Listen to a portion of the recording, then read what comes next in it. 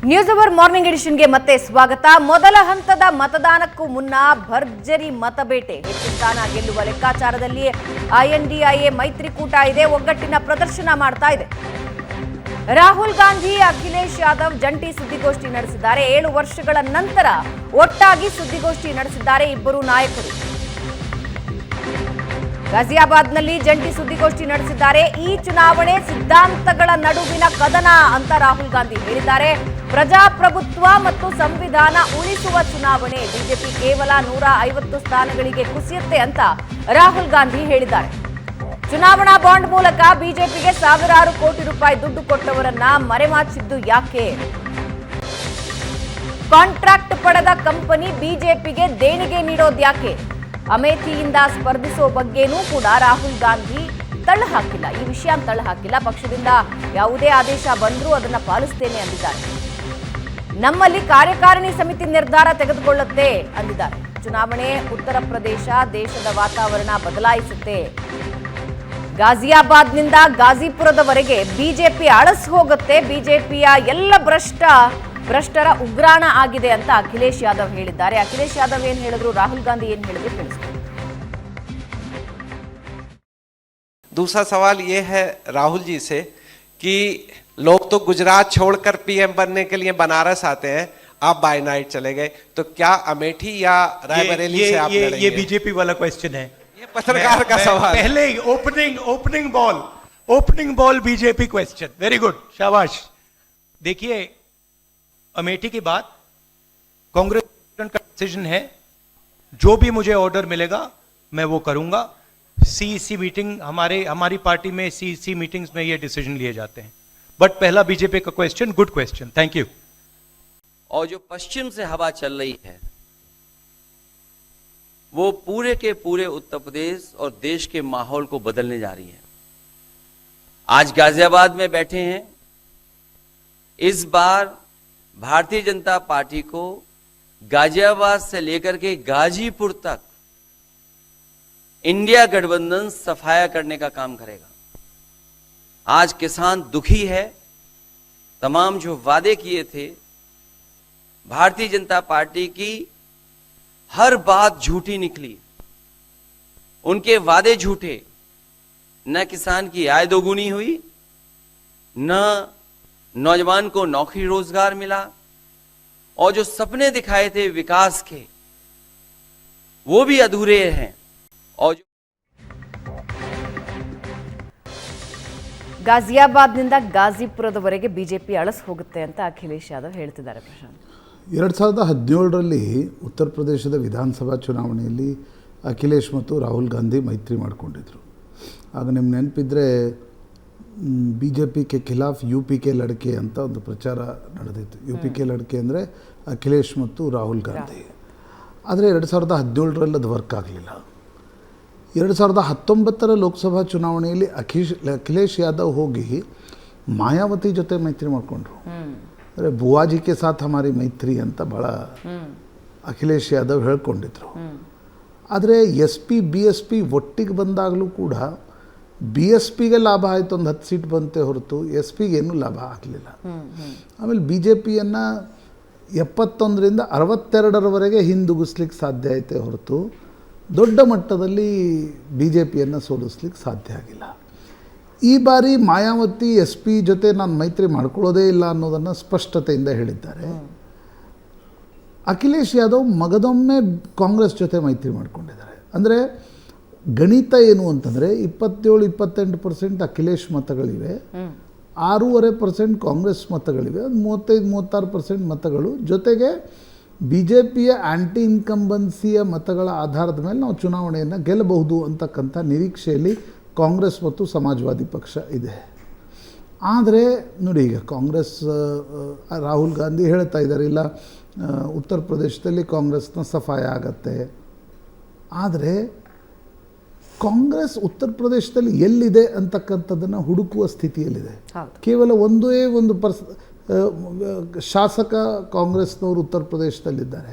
ಕೇವಲ 6.5% ಮತಗಳಿವೆ. ನನಗನ್ಸುತ್ತೆ ಉತ್ತರ ಪ್ರದೇಶದಲ್ಲಿ ಯೋಗಿ ಆದಿತ್ಯನಾಥರನ್ನು ಮಣಿಸಲಿಕ್ಕೆ ತುಂಬ ಪರಿಶ್ರಮ ಬೇಕಾಗುತ್ತೆ, ಜೊತೆಗೆ ಜಾತೀಯ ಸಮೀಕರಣಗಳನ್ನು ಸರಿ ಏನು ತಪ್ಪು ಮಾಡ್ತು ಇಂಡಿಯಾ ಒಕ್ಕೂಟ ಅಂದರೆ ನೋಡಿ, ಭೀಮ್ ಆರ್ಮಿ ಇದೆ, ಚಂದ್ರಶೇಖರ್ ಆಜಾದ್ ಇದ್ದಾರೆ, ದಲಿತ ಸಮುದಾಯದಿಂದ ಬಂದಿರತಕ್ಕಂಥ ಒಬ್ಬ ಯುವ ನಾಯಕ 1 ಸೀಟ್ ಕೇಳ್ತಾ ಇದ್ರು ರೀ ನಗೀನಂದು, ಕೊಡಲಿಲ್ಲ ಅವ್ರಿಗೆ. ಜಯಂತ್ ಚೌಧರಿ, ಇವತ್ತು ಕಾಂಗ್ರೆಸ್ ಮತ್ತು SP ಜೊತೆ ಜಯಂತ್ ಚೌಧರಿ ಇದ್ದರೆ ಇನ್ನಷ್ಟು ಇಂಡಿಯಾ ಒಕ್ಕೂಟ ಮಜಬೂತ್ ಆಗ್ತಿತ್ತು ವೆಸ್ಟರ್ನ್ UPಯಲ್ಲಿ. ಯಾಕಂದರೆ ಜಾಟ್ ಬಾಹುಳ್ಯ ಪ್ರದೇಶದಲ್ಲಿ ಇನ್ನೂ ಜಯಂತ್ ಚೌಧರಿ ಅವರ ಛಾಪು ಇದೆ. ಆದರೆ ಜಯಂತ್ ಚೌಧರಿ 1-2 ಜಾಸ್ತಿ ಸೀಟ್ ಕೊಡ್ರಿ ಅಂತಂದಾಗ ಅವ್ರಿಗೆ ಕೊಡಲಿಲ್ಲ, ಹೋಗಿ ಅವರು BJP ತೆಕ್ಕೆಗೆ ಹೋದರು. ಉತ್ತರ ಪ್ರದೇಶದಲ್ಲಿ ನನಗನ್ಸುತ್ತೆ ಸಣ್ಣ ಮೈತ್ರಿಗಳು ಬೇಕಾಗ್ತವೆ. ಫಾರ್ ಎಕ್ಸಾಂಪಲ್, ಈಗ BJPಗೆ ಅಪ್ನಾದಲ್ದ ಮೈತ್ರಿ ಇಲ್ಲದೆ ಗಾಜಿಪುರದ್ದು ಏನು ಹೇಳ್ತಾ ಇದ್ರು, ಗಾಜಿಪುರ ಗೆಲ್ಲಲಿಕ್ಕೆ ಸಾಧ್ಯ ಇಲ್ಲ, ಕುರ್ಮಿ ಸಮುದಾಯದ ಮತಗಳು ಜಾಸ್ತಿ ಇವೆ. ನಿಮಗೆ ಗೋರಖ್ಪುರ್ ಕಡೆ ಹೋದರೆ ನಿಷಾದ್ ಸಮುದಾಯದ ಮತಗಳು ಜಾಸ್ತಿ ಇವೆ. ಓಂ ಪ್ರಕಾಶ್ ರಾಜ್ಭರ್ ಜೊತೆ ಮೈತ್ರಿಯನ್ನು ಮಾಡಿಕೊಂಡಿದೆ BJP ಈ ಬಾರಿ, ಆ ಪ್ರಯತ್ನವನ್ನು ಮಾಡಿದೆ. ಹೇಗೆ ನನಗನ್ಸುತ್ತೆ ಸಣ್ಣ ಮೈತ್ರಿಗಳು ಬೇಕಿತ್ತು ಒಂದು. ಇನ್ನೊಂದು, ನೀವು 50% ಮತಗಳನ್ನು ಪಡೆದ್ರೆ ಮಾತ್ರ ನಿಮಗೆ ಒಂದು ದೊಡ್ಡ ಗೆಲುವನ್ನು ಉತ್ತರ ಪ್ರದೇಶದಲ್ಲಿ ಗೆಲ್ಲಲಿಕ್ಕೆ ಸಾಧ್ಯ ಇದೆ. ಸರ್ವೆಗಳೇನು ತೋರಿಸ್ತಾ ಇವೆ, BJP will get 51 to 52% of votes ಅಂತ. ಕಳೆದ ಬಾರಿ 49.8 ಇತ್ತು. ಮತ್ತು ನರೇಂದ್ರ ಮೋದಿ ಮತ್ತು ಯೋಗಿಯವರ ಜೋಡಿಯನ್ನು ಎದುರಿಸಲಿಕ್ಕೆ ಅಖಿಲೇಶ್ ಮತ್ತು ರಾಹುಲ್ಗೆ ಸಾಧ್ಯ ಆಗತ್ತಾ ಅಂತಕ್ಕಂಥದ್ದು ಒಂದು ಮುಖ್ಯ ಪ್ರಶ್ನೆ. ಉತ್ತರ ಪ್ರದೇಶ ನೀವೇನಾದರೂ BJPಯನ್ನು 35-40 ಅಂದರೆ ಮಾತ್ರ ದೇಶದಲ್ಲಿ BJPಯನ್ನು 272 ಕೆಳಗೆ ತರ್ಬೋದು. Prashant, Congress do or die ಸಿಚುವೇಶನ್ನಲ್ಲೂ ಕೂಡ ನಿರ್ಧಾರಗಳನ್ನು ತಗೊಳ್ಳೋದ್ರಲ್ಲಿ ಎಡುತ್ತಾ ಇರೋದು ಯಾತಕ್ಕೆ? INDIA ಕೂಟದ ವಿಷಯಕ್ಕೆ ಬರೋದಾದರೆ ಆರಂಭದಲ್ಲಿ ಏನು ಉತ್ಸಾಹ ಇತ್ತು, ಏನು ಒಗ್ಗಟ್ಟು ಪ್ರದರ್ಶನ ಆಯಿತು, ಅದಾದಮೇಲೆ ಹಾಗೆ ಡಿಸಾಲ್ವ್ ಆಗ್ತಾ ಹೋಯಿತು. ಅಂದರೆ ಡೂ ಆರ್ ಡೈ ಸಿಚುವೇಶನ್, ಅಳಿವು ಉಳಿವಿನ ಪ್ರಶ್ನೆ ಬಂದಾಗಲೂ ಕೂಡ ಈಗ ನೀವೇ ಹೇಳಿದ ಹಾಗೆ ಉತ್ತರ ಪ್ರದೇಶದಲ್ಲಿ ಸಣ್ಣ ಪಕ್ಷಗಳನ್ನು ಒಟ್ಟಿಗೆ ತೆಗೆದುಕೊಂಡು ಹೋಗಬೇಕು ಅನ್ನೋದು ರಾಜಕೀಯ ಪಂಡಿತರಿಗೆ ಗೊತ್ತಿರೋದಿಲ್ವಾ? ಅಥವಾ ಯಾವ ರೀತಿ ಸ್ಟ್ರಾಟಜಿ ಇರಬೇಕು ಅನ್ನೋದು ಗೊತ್ತಿರೋದಿಲ್ವಾ? ದೇಶದಲ್ಲಿ ಒಟ್ಟಾಗಿ ವಿಷಯ ಬಂದಾಗ INDIA ಒಕ್ಕೂಟನ ಹೆಂಗೆ ನಡೆಸ್ಕೋಬೇಕು ಅನ್ನೋದು ಗೊತ್ತಿರಲ್ವಾ? ವೈ ಕಾಂಗ್ರೆಸ್ ಯಾಕೆ? Question of strategy. ಸಮಸ್ಯೆ ಎಲ್ಲಿದೆ ಅಂತಂದರೆ, ಸುಮಾರು 200ಕ್ಕೂ ಹೆಚ್ಚು ಕಾಂಗ್ರೆಸ್ ಮತ್ತು BJPಯ ನೇರ ಹಣಾಹಣಿ ಇರತಕ್ಕಂಥ ಕ್ಷೇತ್ರಗಳು.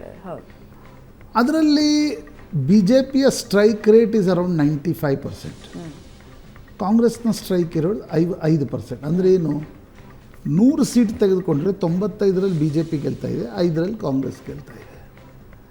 ನೀವು ಅದನ್ನು 60-40ಗೆ ತಂದರೆ, ಅಂದರೆ 60 ಸರಿಯಪ್ಪ, 60 BJP ಗೆಲ್ತಾ ಇದೆ, 40 ನಾವು ಗೆಲ್ತಾ ಇದ್ದೀವಿ ಅನ್ನೋದನ್ನು ತಂದರೆ, ಇಂಡಿಯಾ ಒಕ್ಕೂಟದ ಮಿತ್ರರು ತನ್ನಿಂದ ತಾನೇ ನಿಮ್ಮ ಬಳಿ ಬರ್ತಾರೆ.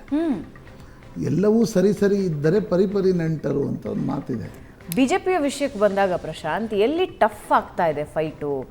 ಫಾರ್ ಎನ್ ಎಕ್ಸಾಂಪಲ್, ಕರ್ನಾಟಕದ ವಿಷಯಕ್ಕೆ ಬರುವಾಗ ಹಳೆ ಮೈಸೂರು ಭಾಗದಲ್ಲಿ JDSನ ಓಟ್ಗಳು ಬೇಕು ಅಂತ BJPಗೆ ಅರ್ಥ ಆದಾಗ, ಅಥವಾ JDSಗೆ BJP ಸಪೋರ್ಟ್ ಬೇಕು ಅಂತ ಅಂದಾಗ ಇಬ್ಬರು ಒಟ್ಟಿಗೆ ಬಂದು. ಕರ್ನಾಟಕದ್ದೇ ಎಕ್ಸಾಂಪಲ್ ತಗೋಣ. ಮಹಾರಾಷ್ಟ್ರದಲ್ಲಿ ಹಂಗಿದ್ದೇ ಒಂದು ಪ್ರಯತ್ನ ಆಯಿತು, ಪವಾರ್ನ ಎಳ್ಕೊಂಡ್ಬಂದರು, ಅಜಿತ್ ದಾದಾ ಪವಾರ್ನ. ರಾಜಸ್ಥಾನದಲ್ಲೂ ಕೂಡ ಎಲ್ಲರನ್ನೂ ಒಟ್ಟಿಗೆ ತೆಗೆದುಕೊಂಡು, ಇವಾಗ ನೀವೇ ಹೇಳಿದ ಹಾಗೆ ಉತ್ತರ ಪ್ರದೇಶದಲ್ಲಿ ಸಣ್ಣ ಪಕ್ಷಗಳು ತೆಗೆದುಕೊಂಡ್ರೆ ಅದರ ಬಲ ಏನು, ಯಾವ ಕ್ಷೇತ್ರ? ಇದು ಕಾಂಗ್ರೆಸ್ ಅರ್ಥ ಮಾಡ್ಕೊಳ್ಳೋದಕ್ಕೆ ಯಾಕೆ ಫೇಲ್ ಆಗುತ್ತೆ ಪ್ರತಿ ಬಾರಿ? ಅರ್ಥ ಪ್ರಶ್ನೆ ಅಲ್ಲ, ನೀವು ಗೆದ್ದರೆ ತಾನೇ ನಿಮ್ಮ ಜೊತೆ ಯಾರಾದರೂ ಬರ್ಲಿಕ್ಕೆ. ಈಗ ಅಖಿಲೇಶ್ಗೆ ಯಾಕೆ ಕಾಂಗ್ರೆಸ್ ಬೇಕಿತ್ತು ಉತ್ತರ ಪ್ರದೇಶದಲ್ಲಿ? ಕಾಂಗ್ರೆಸ್ಗೆ ಅಖಿಲೇಶ್ ಬೇಕಿತ್ತು ಅನ್ನೋಕ್ಕಿಂತ ಅಖಿಲೇಶ್ ಕಾಂಗ್ರೆಸ್ ಯಾಕೆ ಬೇಕಿತ್ತು? ಕಾಂಗ್ರೆಸ್ ಬಳಿ ಅಡಿಷ್ನಲ್ 6-7% ಆಫ್ ವೋಟ್ಸ್ ಏನಿದೆ ಅದು ತನ್ನ ಜೊತೆ ಸೇರಿದರೆ ನಾನು ಇನ್ನಷ್ಟು ಫಾರ್ಮಿಡಬಲ್ ಆಗ್ಬೋದು ಅನ್ನುವ ಕಾರಣಕ್ಕೋಸ್ಕರ ಅಖಿಲೇಶ್ ಮೈತ್ರಿ ಮಾಡ್ಕೊಂಡಿದ್ದಾರೆ. ಬಂಗಾಲಕ್ಕೆ ಹೋದಾಗ ಮಮತಾ ಬ್ಯಾನರ್ಜಿಗೆ ಅನ್ನಿಸ್ಲಿಲ್ಲ. ಬಂಗಾಲಕ್ಕೆ ಹೋದಾಗ ಮಮತಾ ಬ್ಯಾನರ್ಜಿಗೆ ಅನ್ನಿಸ್ತು, ನಾನು ಕಾಂಗ್ರೆಸ್ಸನ್ನು ಜೊತೆಗೆ ತೆಗೆದುಕೊಂಡ್ರೆ ಆ್ಯಂಟಿ ಮಮತಾ ಓಟ್ಗಳು ಡೈರೆಕ್ಟಾಗಿ BJPಗೆ ಹೋಗ್ತವೆ, ಕಾಂಗ್ರೆಸ್ಸನ್ನು ಯಾಕೆ ಜೊತೆಗೆ ತೆಗೆದುಕೊಳ್ಬೇಕು ಅನ್ನೋ ಸ್ಟ್ಯಾಂಡಲ್ಲಿ ಮಮತಾ ಇದ್ದರು.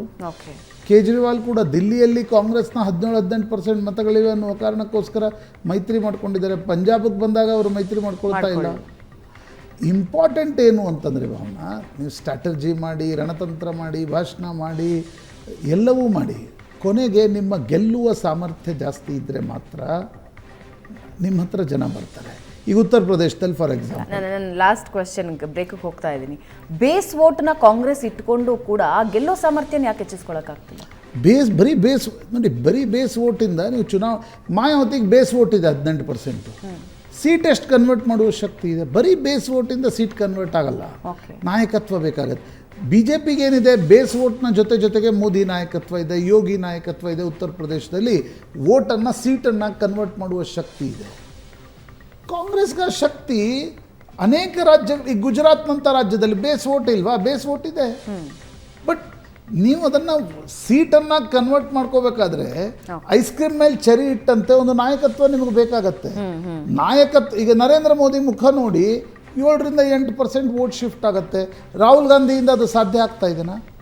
ಅದು ಸಾಧ್ಯ ಆದ ದಿನ ಕಾಂಗ್ರೆಸ್ ರಿವೈವ್ ಆಗುತ್ತೆ. ಓಕೆ, ಎಸ್, ಒಂದು ಚಿಕ್ಕ ಬ್ರೇಕ್ ತಗೋಣ ವೀಕ್ಷಕರೇ. ಬ್ರೇಕ್ನ ನಂತರ ಬೆಳಗಾವಿ ಕಡೆ ಹೋಗೋಣ. ಬೆಳಗಾವಿಯಲ್ಲಿ ಒಂದು ದೊಡ್ಡ ಪಾಲಿಟಿಕ್ಸ್ ನಡೀತಾ ಇದೆ, ಅದ್ರ ಬಗ್ಗೆ ಮಾಹಿತಿ ಕೊಡ್ತೀವಿ ಬ್ರೇಕ್ ಆದ್ಮೇಲೆ.